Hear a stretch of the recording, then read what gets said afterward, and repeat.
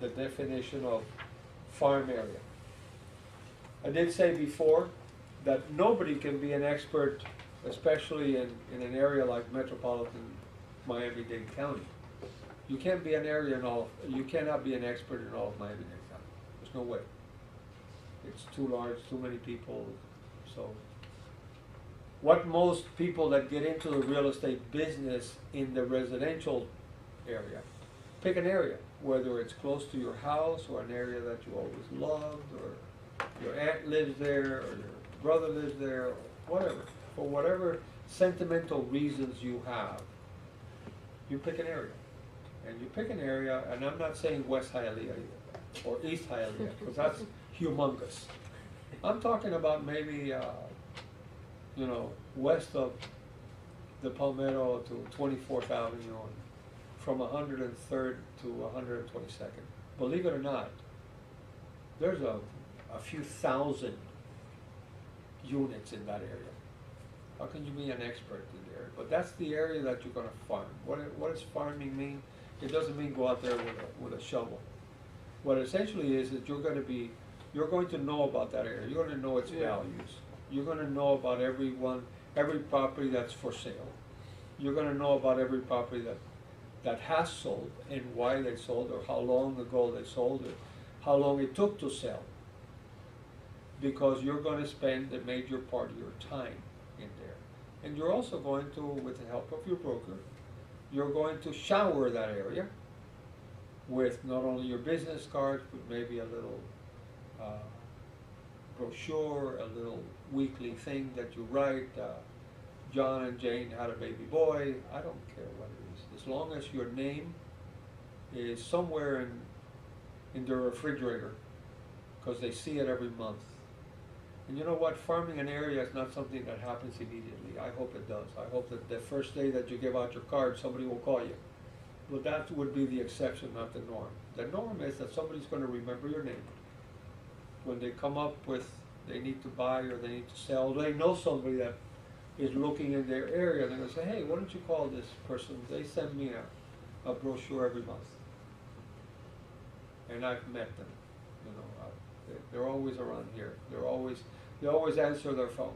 By the way, you know, in our business, the worst thing in the world, the worst thing in the world is our phones today that have ID caller, and they all have. Because we hide behind the phone. Okay? Not in this business. That's not law, that's practice, okay? You don't hide behind the phone. You answer your phone. You never, since you're putting out all this advertisement of yourself, you're extending yourself. You don't know who's calling you. Answer the phone. Always answer the phone. And you know what? Even if it's somebody you don't have an answer for and they've been waiting, answer the phone and say, hey, I'm sorry, I don't have the information yet, but I promise you I will get it. Give me a little bit more time. Answer the phone.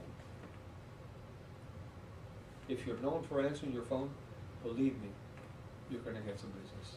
Because the rest of us out there with licenses hide behind the phone.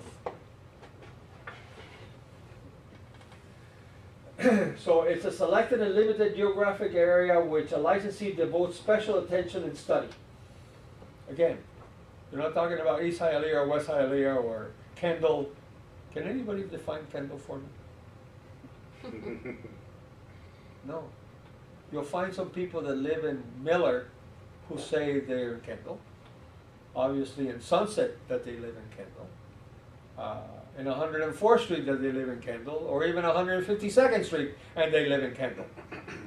Since Kendall is not a city, at least I don't think so yet, anyway. They've talked about it for 78 years, but they still haven't come up with a definition or a delineation. Kendall is an area. So, if they want to call it Kendall, agree with them. If they're going to buy anyway or they're going to sell, who cares? It isn't going to hurt you. I agree with them. Mm-hmm. Okay, property management.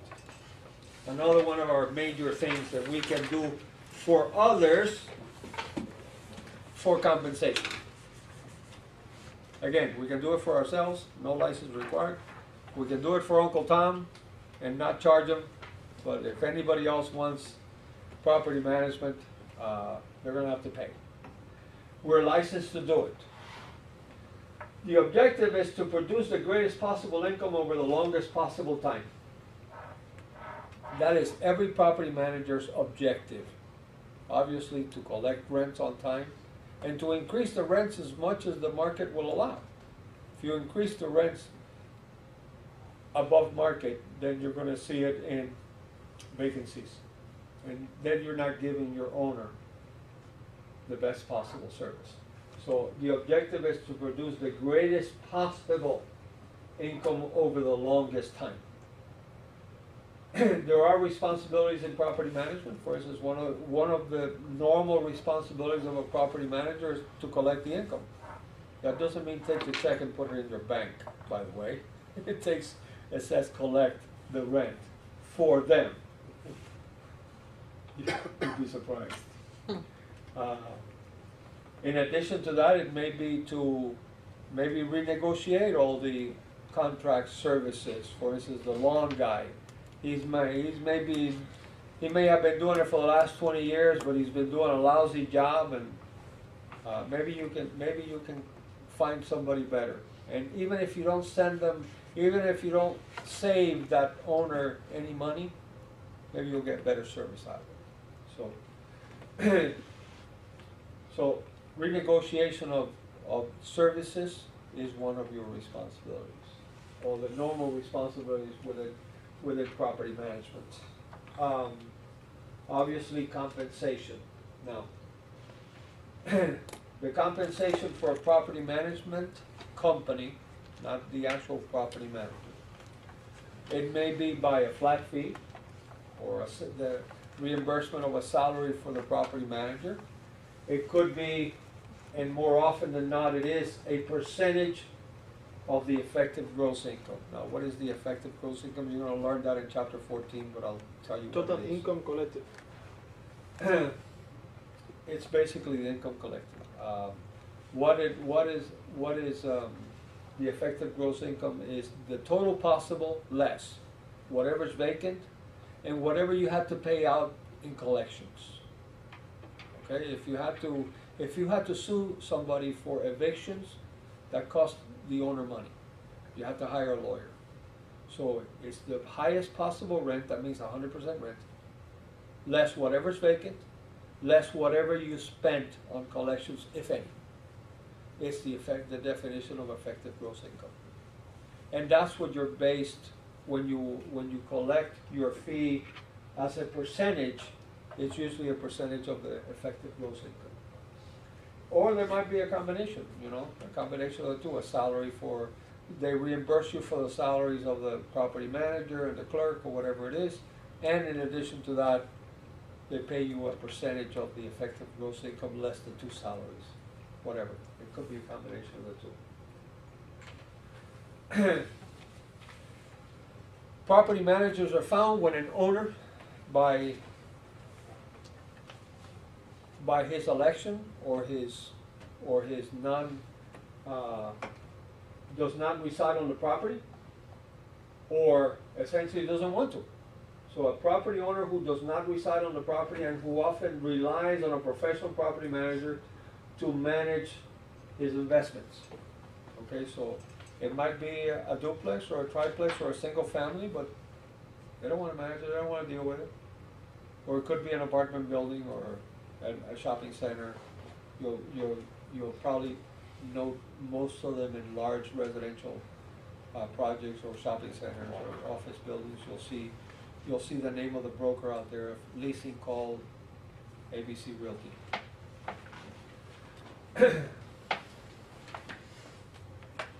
The appraisal process.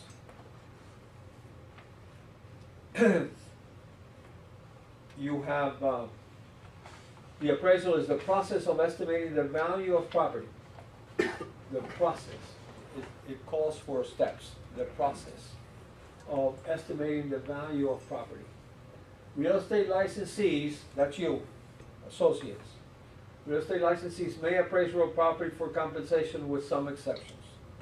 Well, it depends on the value, and you'll learn that in here in the chapter.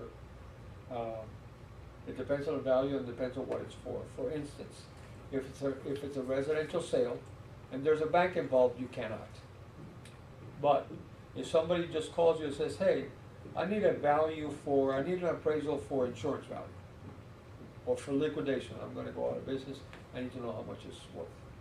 Since there's no bank involved, you can actually perform an appraisal. The other limitation is that you have to. You have to. You don't have a choice. You have to do it in the right format, and that is the, what is it, APAP? The USPAP, the Uniform Standards for Professional Appraisal Practice. That's found in your book on line 37 of page 6. So as long as you do it in accordance with USPAP, and it's not for a transaction involving what they call is federally related, or the money is being, in the transaction is being loaned from a bank, you can do it. Your broker may not like you doing it. And by the way, a CMA, which is a comparative market analysis, or a broker price opinion, is not an appraisal. Okay, they are different. We give CMAs, we do CMAs every day of our lives.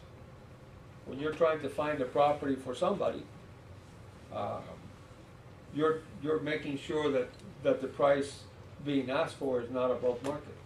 So you do a CMA in your office. If you're the broker for a short sale, and we'll talk about short sales in another chapter, the bank may want you to do a broker price opinion. Neither one of those is considered an appraisal. Appraisal, again, you cannot do it for any value if it's a transaction involving a federally related transaction, therefore the money is being loaned by a bank. Okay? And it's for a private purpose. So somebody calls you and they want, like I said, an estimate of value for insurance value. I don't know how much to insure my business for. You might get called upon to do. Most of the time appraisal get called, but if it's your customer and you've dealt with them in other things, they might just call you upon for that. Or somebody wants to liquidate their business and they might want to. You'd have to have a little bit more knowledge about how to evaluate a business. The bottom line, you might have to look at financial records in order to do that. But if you have the expertise, by all means, you're allowed to do it. Real estate licensees may appraise real property for compensation, I said, with the exceptions I told you. Appraisers and real estate licensees must abide by USPAP, which is the standards of practice, the Uniform Standards for Professional Appraisal Practice. Must.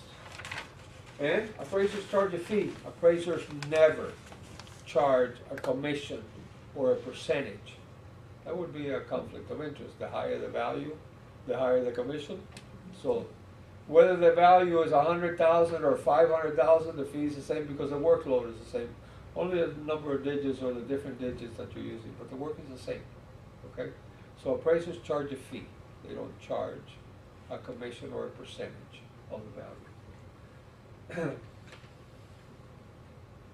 In order to do appraisals, then you need to have another license, and they have their requirements as well. The Florida Real Estate Appraisal Board regulates state-certified, licensed, and registered trainee appraisers. As you can see, there are 3 different licenses within the appraisal field. There are state-certified, licensed, and registered trainee appraisers. State-certified or licensed appraisers must prepare an appraisal that involves a federally related transaction.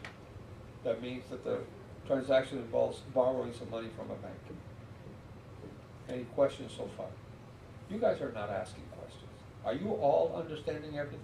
Yes. Good. Let me ask you that. Sure.